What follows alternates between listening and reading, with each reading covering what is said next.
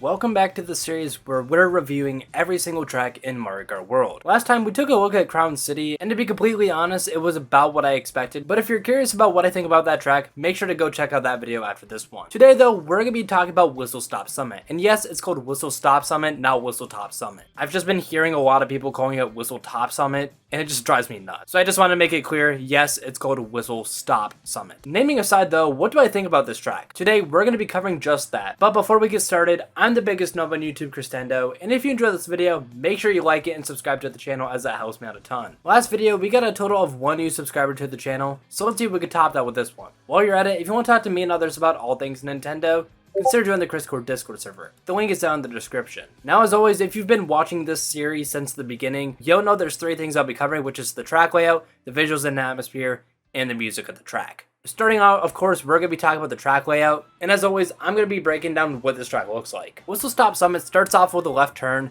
and there's 2 different paths you could choose from. There's the railroad tracks, which is a bit faster, but you have the risk of running into the train, and then there's also the normal road that's a bit slower, but there's no risk of you getting hit. And because of these 2 different paths, there's kind of a risk-reward situation at the beginning of the track. The paths then combine into a straight railroad bridge, with there being many rails you could jump between, and this leads to a turn that continues on the railroad path, where you're able to do a mushroom cut through the grass on the left, drive on the normal road in the middle, as well as continue riding on the guardrails for some extra coins on the right. After going through the tunnel, the track splits off on different paths for the last bit. There's the main road with some turns and shortcut opportunities, with it being the safe route. There's the route on the railroad tracks that's a little bit shorter with the risk of the train being in your path. And then lastly, there's a path on the grind rails next to the tracks that's the shortest of all of them, and it connects back to the railroad tracks after a little bit. While on the surface, the track may seem very basic in its layout, with there being an ever-present hazard on the track with the train, and there being so many different paths you could take throughout the entirety of the track, with there being many opportunities to make cuts and save time, I feel like that this track has a lot of tech potential and is all around just a really fun track to race on. Moving on to the visuals and atmosphere of the track, this one kind of has a coal mining vibe going for it, making this a track that could be decently recognizable in this game or just in the series. The track taking place on a brick type of road and wooden train tracks gives it a more visually distinct look when compared to other tracks in the game that just use the normal roads. And with it being a mining themed already, this track stands up pretty well. But if you add on top of that it takes place on a railroad track as well, it makes this track being, while not super pretty, as say Rainbow Road, it's visually unique for its more dirty color palette thanks to it taking place in a mine, as well as a looking kind of industrial with the railroad track surrounding the course. And now for the music kind of reminds me of Shy Guy Falls, with it being really lively, as well as giving the vibe of a very fast-paced work environment. The song also sounds super ambitious with how fast-paced it feels, and this fits really well with the vibe of the track. As for being a Mushroom Cup track, Whistlestop Summit feels pretty ambitious. Honestly, I wouldn't be surprised if this becomes one of my favorite music tracks in the game. With it feeling lively and ambitious, I find this one to be a really hard one not to enjoy. Now to summarize my thoughts on Whistlestop Summit, while on the surface it seems pretty simple, this track has so much going for it. Whether it be the train you have to look out for while racing,